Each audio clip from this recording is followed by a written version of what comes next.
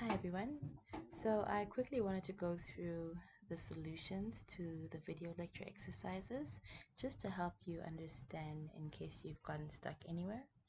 I always recommend that you do the exercises on your own first. It never works to look at the memo without actually trying it yourself. So, assuming that you've attempted the questions yourself, let's have a look and see if you agree with the answers and working that I have here. So for 1a, you're asked to just simplify gamma 7. So you're going to make use of this property. The number 7 is a positive integer. So you know if you have a positive integer n, then gamma n just simplifies to n minus 1 factorial. So here, n minus 1 factorial becomes 6 factorial, which is just 720. In 1b, you're asked to simplify gamma 5 over 2. Now, this is clearly not a positive integer. It is positive, but it's not a whole number. But we have this property. It tells us that if you have any number, alpha, that is greater than 1, then gamma of that number is just equal to this. So note well, alpha doesn't even have to be an integer. It can also be a fraction, or it can be a fraction pretty much. So in this case, we have 5 over 2. 5 over 2 is our alpha. So just comparing it with this formula. And if you replace alpha everywhere, you end up with 5 over 2 minus 1 times gamma 5 over 2 minus 1, which just simplifies to 3 over 2, gamma 3 over 2. Now we have this 3 over 2 again, and we can simplify it further using the same result. So just copy the 3 over 2, and then now, in order to get gamma 3 over 2, we replace the alphas with 3 over 2. So you end up with 3 over 2 minus 1, and then in here you have gamma 3 over 2 minus 1, and then that simplifies to 1 over 2, gamma 1 over 2. Now we have a special result here. Gamma a half, you just need to memorize, is equal to the square root of pi. So we can replace this gamma a half with the square root of pi, and you end up with this. So when you simplify all of this, you end up with 3 over 4 times the square root of pi. In 1c, you're asked to simplify this result, which is pretty similar to what we did previously. So you're going to make use of this result again for that gamma 3 over 2. And then these are positive integers, so you're going to make use of this first result here. So gamma 3 over 2, if you just follow the same working as in the previous stage, we apply this, and you end up with half of the square root of pi. And then gamma 4 is just 3 factorial. Gamma 6 is 5 factorial. So you end up with this result. And if you put it in your calculator, you should get 0,0443. For exercises 2 and 3, this is the answer there and that one there. And let's have a look at the working and see how you come to these answers. Okay, so when you're faced with a question like this one in exercise 2, where they want you to identify the distribution given some PDF or PMF, you need to go to your formula sheet and then try to see which PDF or PMF does this distribution resemble. So this one is pretty straightforward. Being in chapter 4, immediately it's going to be gamma. But let's now identify the parameters. So let's focus on this PDF here. Okay, we need to identify alpha and beta. So we can start off by looking at x and then comparing the parameter, the alpha parameter, the parameter of x in a gamma distribution is alpha minus 1.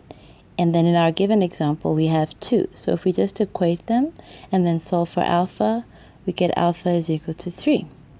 Now similarly, we also have this exponent, and we can also compare the parameters there. So e to the power of minus x beta is in the original PDF, and the one that we've been given, you get minus 2x. And then if you solve this, you can divide by x on both sides, multiply by minus 1. You're left with 1 over beta is equal to 2. In other words, means beta is equal to a half. So the answer that you should have gotten is x has a gamma distribution with parameters alpha equal to 3 and beta equal to a half. And you can actually verify this to see that you get this 4 over there. So it's going to look like this. So remember, from the function, we know that that constant is beta alpha gamma alpha.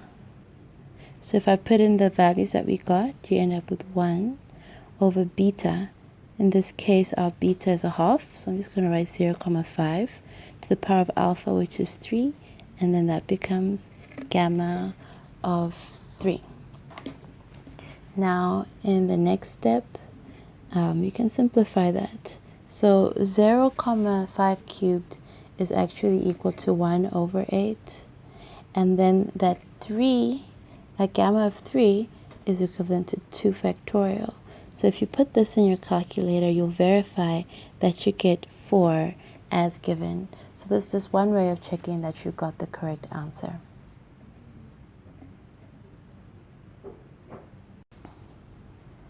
Exercise 3 is very similar to the one we did just now. So once again, you can see that it looks very close to a gamma distribution. So here we're being asked to find this constant C. So if you look at this, this is actually the constant. So we just need to find our alpha and our beta. So similar to the previous case, if we take the powers on the x's and we equate them, alpha minus 1 equals 3, and that gives us alpha is equal to 4. And then similarly, if we take the coefficients, the powers on the e, then we have minus x over beta is equal to minus x over 2, and therefore beta is equal to 2. So that means x has a gamma distribution with parameter alpha equal to 4 and beta equal to 2. But we were asked to find c, and we've identified c as just the constant given by beta alpha gamma of alpha. So you can simplify this. As we said, we end up with 1 to the power 4 times gamma 4, which is just 1 over 16 times 3 factorial. So if you put this in your calculator, you should get 1 over 96.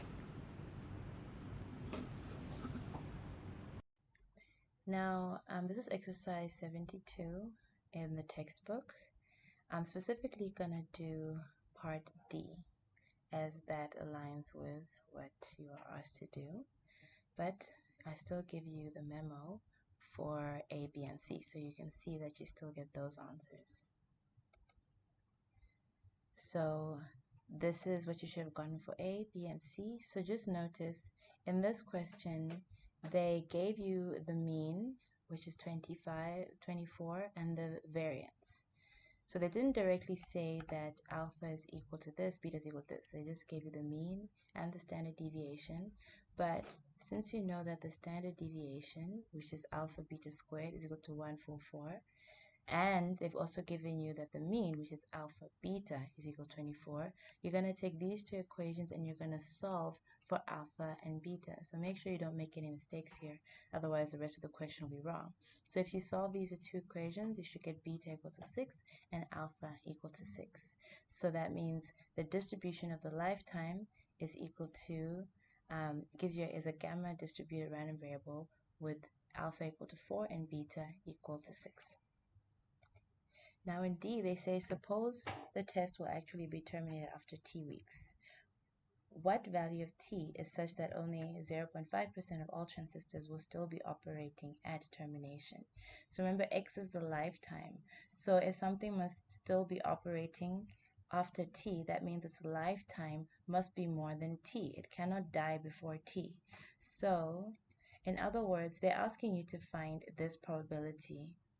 They're saying the probability that a lifetime is greater than or equal to some t. Remember, t is the time when they terminate, should be equal to 0.005. So only 0.5% is still running. So remember our tables, they only give us left-hand probabilities.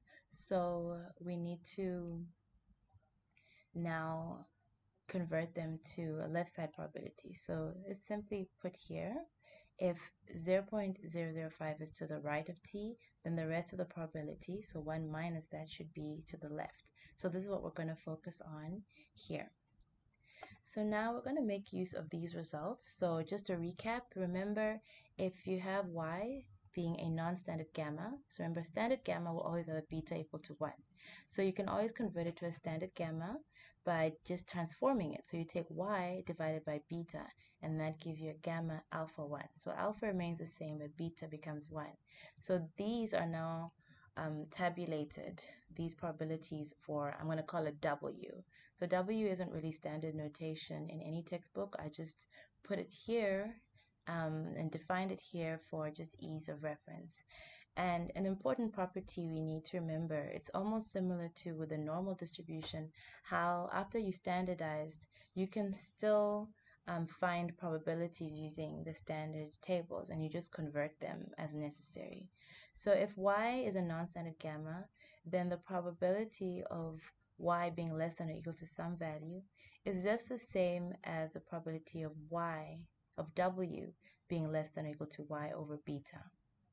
So if you have your y on the non-standard gamma, then on the standard gamma, if you take y over beta, you can find the exact same probability. So that's the concept we're going to use here. So in this case, our beta is given to be equal to 6. So we know that the random variable x over 6 has a gamma 4, 1. So remember the 4 remains the same, and then it's just the beta that becomes a 1. This is now a standard gamma, so you can go to your tables. So now alpha is given in the top row, it's 4. So remember when you're looking for a percentile, because in essence that's what they're looking for, you always start inside the table and then you read going out. So it's almost like you're going backwards.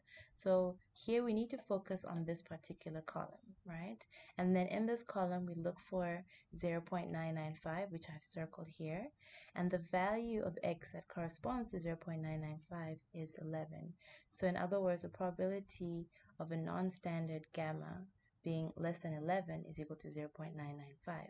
But we know that we have this case. The probability of x being less than or equal to t on the non-standard gamma is the same as the probability of w being less than or equal to some value. In this case, it's 11.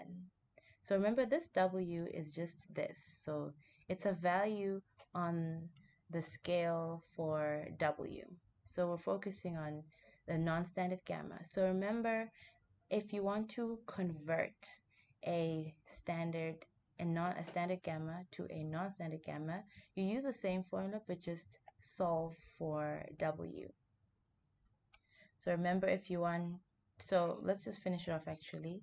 So in this case, our w is given to be 11, and then t is on the non-standard gamma, and then beta is the one that was given in the non-standard gamma, which is 6.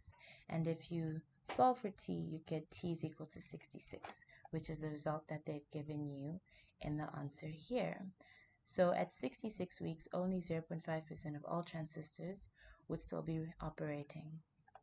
So this is the general procedure.